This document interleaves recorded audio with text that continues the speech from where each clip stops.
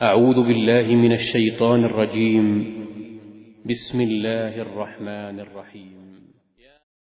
بسم اللہ الرحمن الرحیم۔ السلام علیکم ورحمۃ اللہ وبرکاتہ۔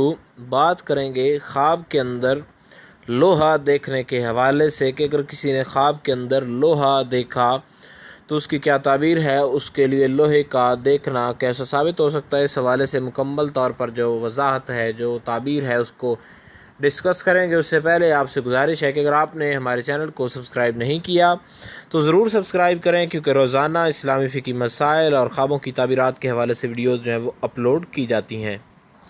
حضرت امام ابن سیرین فرماتے ہیں کہ خواب کے اندر لوہے کا دیکھنا، یہ جس قدر زیادہ دیکھے یا جس قدر تھوڑا دیکھے، یا دیکھے کہ خواب کے اندر لوہا اس کو کسی نے دیا ہے، تو خواب کے اندر لوہا دیکھنا یہ مال ہے، یعنی مال کسی کی طرف سے ملنے والا ہے، اور اس کی لوہے کی جو مقدار کے مطابق اس کو جو ہے دنیاوی مال جو ہے وہ ملے گا۔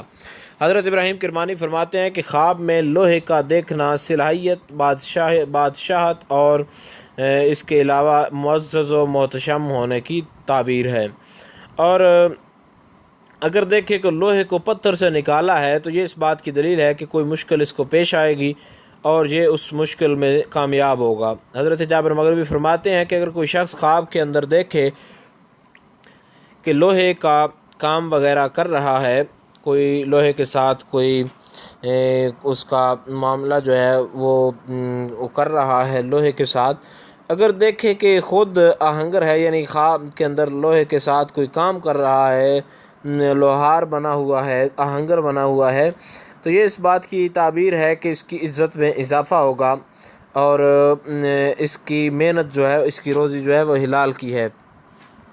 حضرت امام ابن سیرین فرماتے ہیں کہ خواب کے اندر جو لوہے کا دیکھنا ہے تو یہ کسی بڑے آدمی سے ملاقات کی دلیل بھی ہو سکتی ہے۔ اس کی اور بھی مختلف قسم کی تعبیریں ہیں، لیکن جن کو اہل معبر زیادہ مانتے ہیں کہ لوہے کے اندر اگر خواب کے اندر لوہے کو دیکھنا، اس میں اگر لوہے سے کوئی نقصان وغیرہ ہو تو یہ انسان کی غیبت کرنے کی دلیل ہے کہ یہ انسان غیبت کرتا ہے۔ حضرت امام جعفر صادق فرماتے ہیں کہ جو چیز خواب میں لوہے کی، خواہ وہ سوئی ہی کیوں نہ ہو، تو یہ نفع اور قوت اور توانائی اور دشمن پر فتح پانے کی دلیل ہے۔